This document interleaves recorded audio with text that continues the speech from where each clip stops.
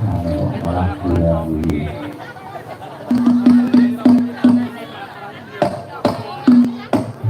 rumaksa ingsun lakune stangaya wara kelawan mekak awa kang dur angkara senadyan setan gentayangan tansah gawe rubeda ing kubu sing jaman amada ingsun irakeni wisa murka memperhartaning pojok sabun ula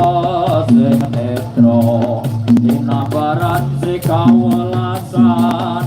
ingkang paring kamulyan sang yang jati pangeran jiwangga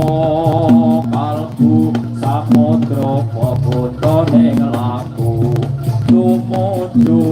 dhateng Gusti Kakang murka dumadi manunggaling kawula Gusti bentuk ati bakal dumadi mopi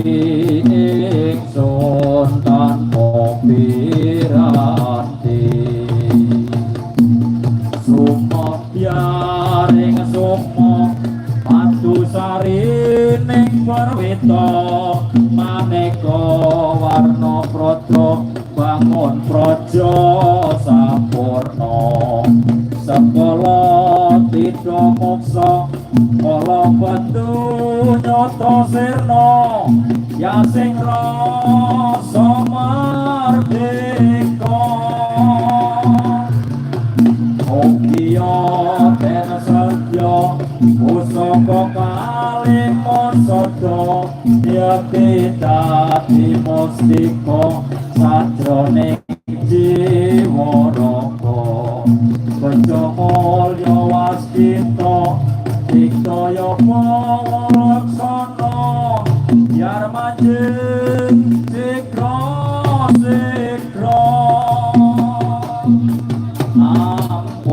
sepuwuto angkana isa panelo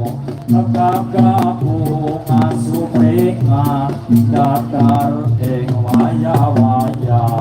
satriya tata sembodo wiratama katon sewu kartika ketaman wahyu kala sewa memuji ingsun kanthi suwiton linuhung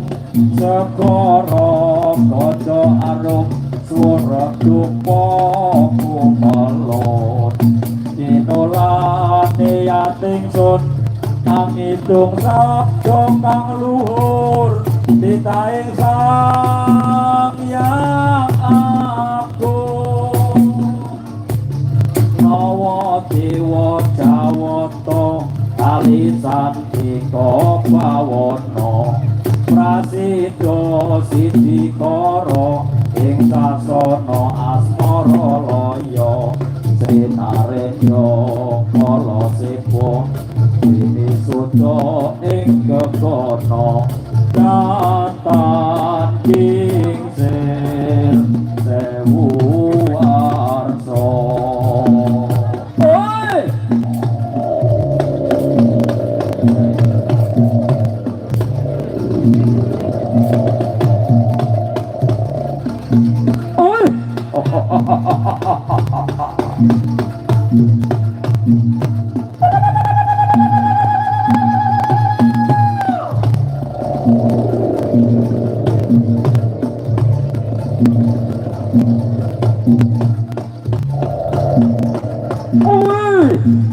Ulito, upal, upal, gak,